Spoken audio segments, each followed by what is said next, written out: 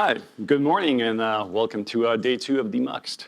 My name is Zambelli. I am the technical product manager for the video platform at Warner Brothers Discovery. And I've been working on digital media technologies for about 20 years now professionally. And one of the topics that I find just endlessly fascinating is how film and analog video technology from a century ago still somehow impacts our digital video even today. And so today we're going to talk about frame rates. If you spent any time working at all with digital video, and I think most of you here have, because otherwise you probably wouldn't be here at a video conference, you probably encountered one of these video frame rates mentioned on the map over there. And depending on where you live in the world, it's also quite likely that you've encountered some of these frame rates more often than others. So why is that? Why is the world seemingly split into different spheres of frame rate influence? In fact, where did any of these numbers come from? Why 24, 50, and 25, and not 23, 27, and 63? And really, most curiously, why are some of them integer numbers and some of them are fractions? So, in order to really understand that, we need to dive a little bit into the history of both film and video. And some of it goes back as far as the 19th century. And so without further ado, let's talk about the history of film and video. So we want to start by mentioning that the reason that we perceive films and video as motion is thanks to an optical effect named persistence of vision. And what it is that when static images are displayed in rapid succession at frame rates above about 12 frames per second, our brains stop perceiving them as static images and start perceiving them as motion. They can still be a little flickery at those low frame rates, but as you go up in frame rates, the flicker goes down as well. During the first 2 decades of the 20th century, obviously the films were silent.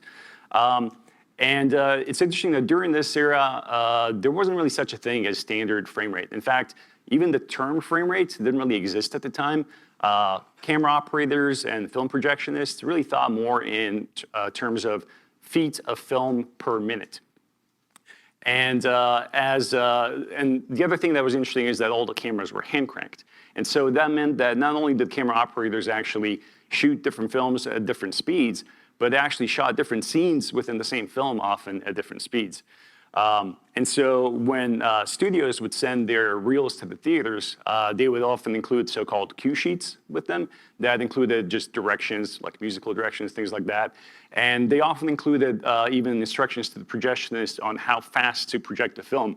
But more often than not, theaters would just ignore these instructions. And so they would run the film pretty much at whatever speed they felt like, because the faster they ran the film, the shorter the running time, and the shorter running time meant that they could squeeze in an extra showtime and sell more tickets.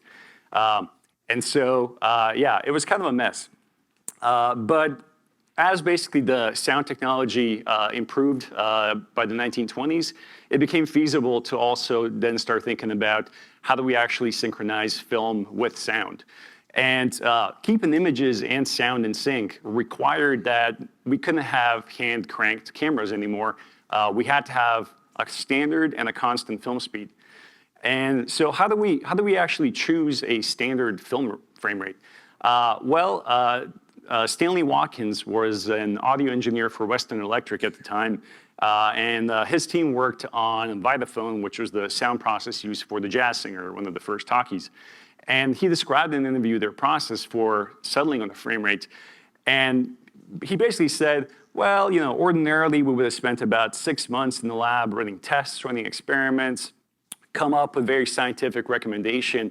But instead, what we did is that we went to Warner Brothers Studios and we went to their chief projectionist and we said, how fast do you run your film in theaters? And the chief projectionist said, well, anywhere between 70 feet of film per minute to 90 or 100 feet of film per minute in some of the smaller theaters. So, it varies. And so Stanley Watkins said, all right, well, we'll split the difference between 80 and 100 and we'll say 90 feet of film per minute. And it turns out that when you run 35 millimeter film at 90 feet of film per minute, you get 24 frames per second. So that was the birth of our very first frame rate standard right there. Now, to be fair, experimentation with film frame rates didn't stop there. 24 FPS did get deeply entrenched in the equipment and everything. But there were many experiments with higher frame rates. And ultimately, all these experiments kind of ran into one of two problems. One was cost, because film stock cost money, and higher frame rate means you're basically using more film stock, means higher processing cost, printing cost, and so on. And then the other problem they had was that, as the equipment was already there in theaters, replacing all of it just wasn't feasible. And so we kind of got stuck with 24 frames per second in film. Now, the other technology that was being developed in the early 20th century was television. And pretty early on in the development of television, engineers figured out that really the cheapest and easiest way to essentially make a TV draw images at a constant rate was to synchronize it with the frequency of the alternating current that was powering the TVs. Now, by that point, the majority of the world's AC power grids were already operating at one of two standard frequencies. So 60 hertz was dominant in the Americas, and 50 hertz was dominant in Europe and then spread out through the rest of the world. So when countries in the 1940s started standardizing their broadcast TV systems, they aligned the TV frame rates with their power grid frame rates. They were already in use.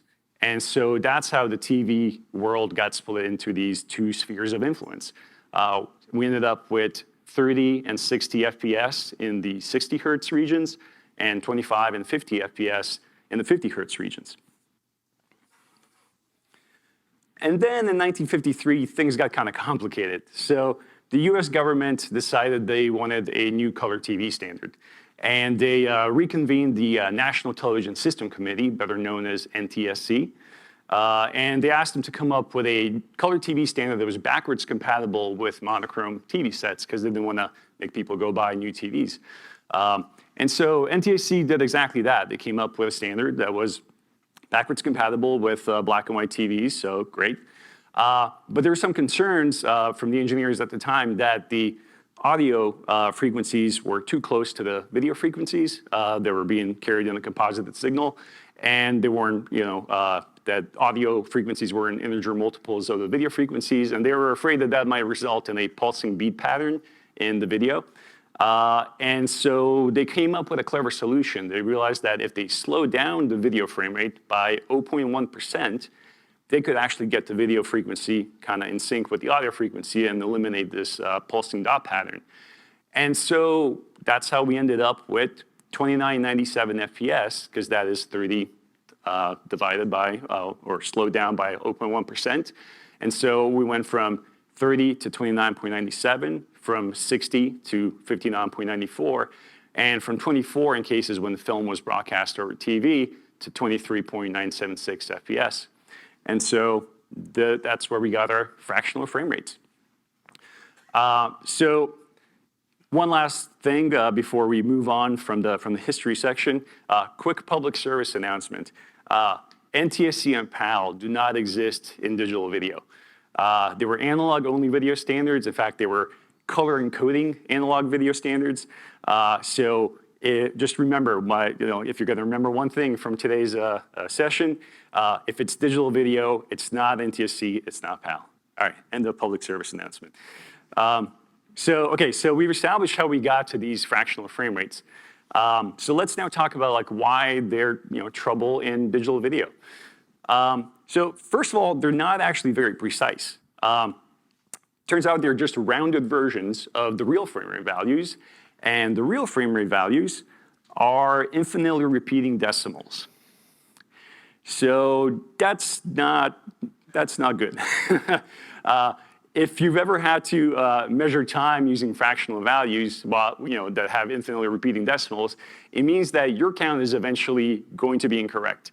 That's not a matter of if, that's just a matter of when, right? Eventually you're going to end up with a rounding error. And so you can see with even something like 23.98, which is another common sort of rounding, you actually end up really losing a second for every 100 minutes or so played. The other reason why frame rates are messy in digital video is that counting frames in fractions doesn't really work in the real world. I mean, like, sure, you can measure your playback speed as 29.97 frames per second over a period of time, but you can't really deliver 97% of a single frame. And so to work around this problem, we've had to come up with some really diabolical workarounds, one of which is known as the drop frame timecode. So if you're familiar with the SMPTE timecode breaks down each second of the clock into a frame count. And since it cannot count partial frames, the trick that the drop frame timecode does is that it pretends that certain frames don't exist. Except they do exist. Drop frame timecode doesn't delete frames.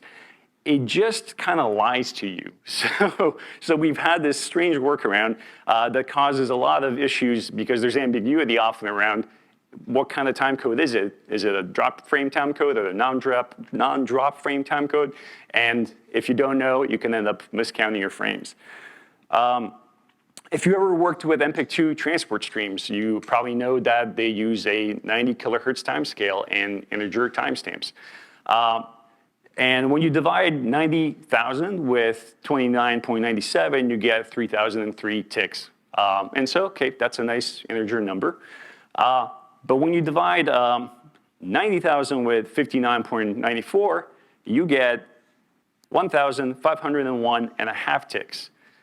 But we said the timestamps have to be integers. So how does that work? So the way we work around this problem is we basically alternate between 1501, 1502, 1501, 1502, and so on. And so it just averages out correctly, but obviously it's a pain in the butt if you have to drop a frame here and there for whatever reason. And then trying to do the math with 23.976 is just too much of a headache, so we're just gonna move on. All right, so I've talked a lot about video frame rates so far, but we need to also acknowledge that audio has frame rates as well. So with audio frame rates, unlike in video, audio frame rates are not a creative choice. So audio frame rates are determined by your sampling rate and your choice of codec. And if you see this table on the side, those I would say would probably are the three most popular codecs in use in streaming today. So HEAC, ACLC, and EAC3. They all have fractional frame rates. And so if you're trying to align the duration of your video segments and your audio segments, you have to align both of them to their respective frame boundaries.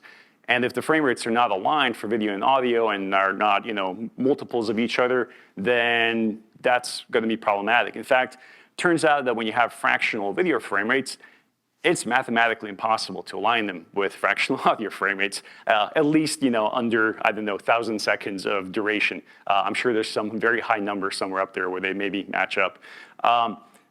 But integer frame rates, on the other hand, like specifically 25, 30, 50, and 60 FPS, they actually do align with these audio frame rates at certain pretty convenient intervals. So for example, 3.2 seconds and 6.4 seconds.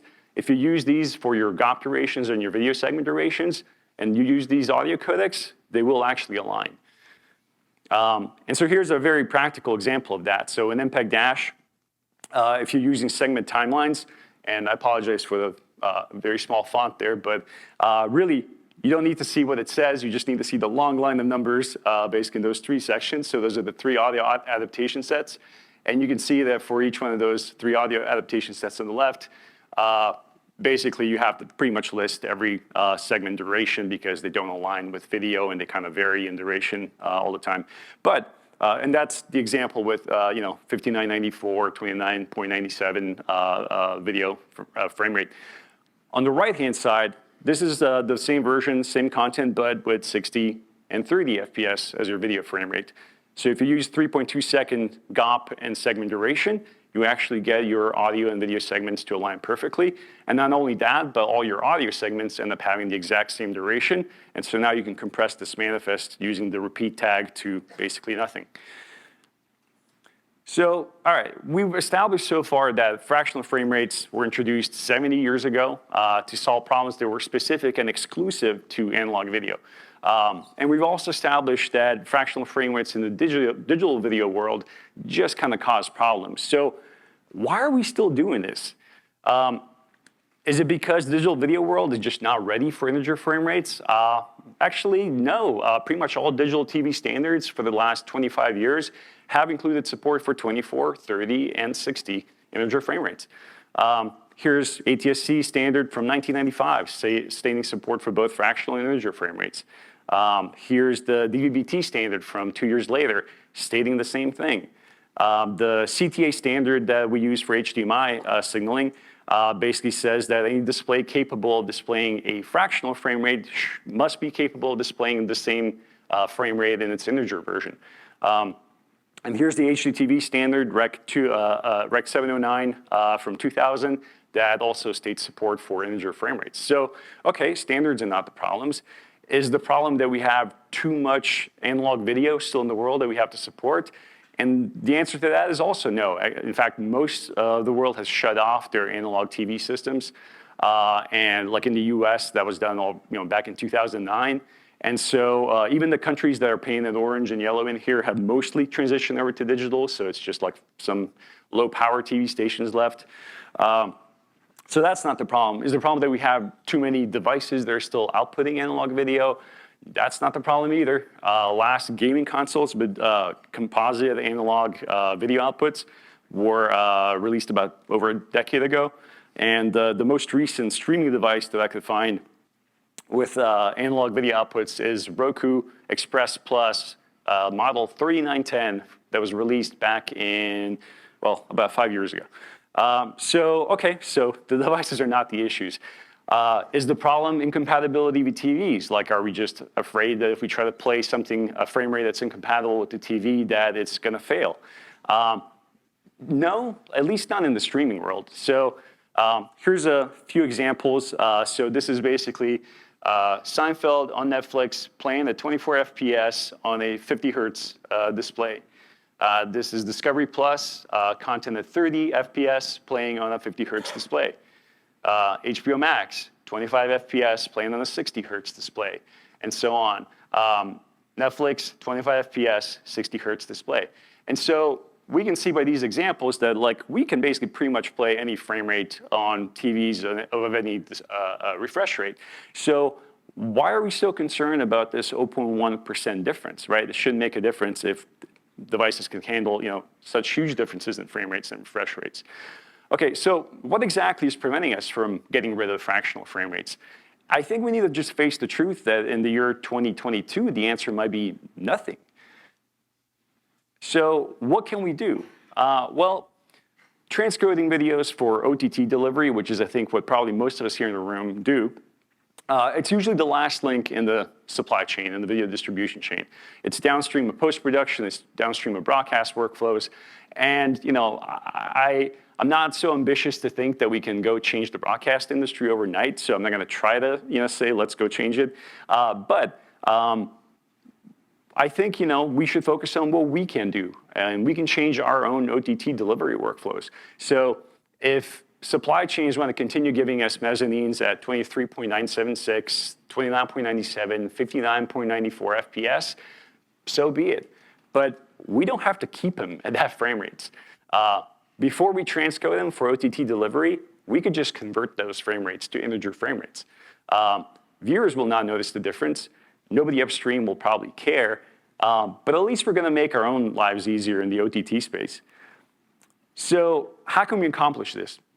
Well, if the words frame rate conversion bring to mind complicated motion compensation methods, don't worry, this is not that kind of frame rate conversion. It is only 0.1% difference. And so just as easily as video was originally slowed down by 0.1%, we could just speed it back up by 0.1% and speed up audio to go along. Now, audio doesn't need to change pitch in this process. There are plenty of filters out there that can alter audio speed without changing pitch. You probably do it all the time when you listen to podcasts. Here's an example with FFmpeg and how this can be accomplished. It's very straightforward. So you just need to specify -R, your target integer frame rate, use the set PTS filter to basically move those timestamps closer together, and then use the A-tempo audio filter to speed up the audio. So very straightforward. One downside of it is that it does shorten the total media duration by about 3.6 seconds for every hour of source content. You do have to process all your audio tracks in the presentation the same way, right? So you have to speed them all up the same way. And then if you have any metadata or tools that rely on second or millisecond based time codes, those might need to be adjusted for this shift. The other frame rate conversion method is actually convenient for both. It can be used for both VOD and for live. And so this method, it speeds up the video by 0.1%, but 1 frame in every 1,000 frames you add to make up for the lost time. So speed up video by 0.1% and then duplicate 1 frame in every 1,000 frames. The advantage of this method is that it doesn't require any alteration of audio. It doesn't change the total media duration, like everything just stays nicely in sync. It can be implemented, like I said, for both VOD and for live. And the other nice thing about this method is that it doesn't perhaps even require a full transcode. I couldn't actually force FFmpeg to do this, but I'm pretty sure it's possible. You could probably do this with just remuxing. If you just rewrite the timestamps and just repeat an IDR frame in every 1,000 frames, you can accomplish the same thing as transcoding using this FFmpeg example over here. So yeah, if you're still incredulous that your streaming device can handle a whole variety of different frame rates, some of which might not match your TV's refresh rate, I invite you to load up YouTube on your favorite streaming device at home and play this playlist of videos that I prepared. There's all sorts of frame rates included in the playlist, including those that were converted from fractional to integer frame rates using both of the methods that I just mentioned. So yeah, play around, see how it looks. It might not always look perfect, right? Because if there's a huge mismatch in frame rate between, I don't know, say 25 and 60 or something like that, there's going to be some, judder. But it does work, and that's kind of my point. Is that it seems like we're worrying a lot about the 0.1% difference, when in fact our streaming devices are very flexible. The TV standards are ready, electronics standards, really all the digital video standards are ready. So we should just go ahead with this. That's my talk. I hope you enjoyed it. I hope I convinced you that the time has come to actually stop using fractional frame rates in digital video. And I hope that this time next year, we'll all be streaming our videos exclusively in integer frame rates. So thank you.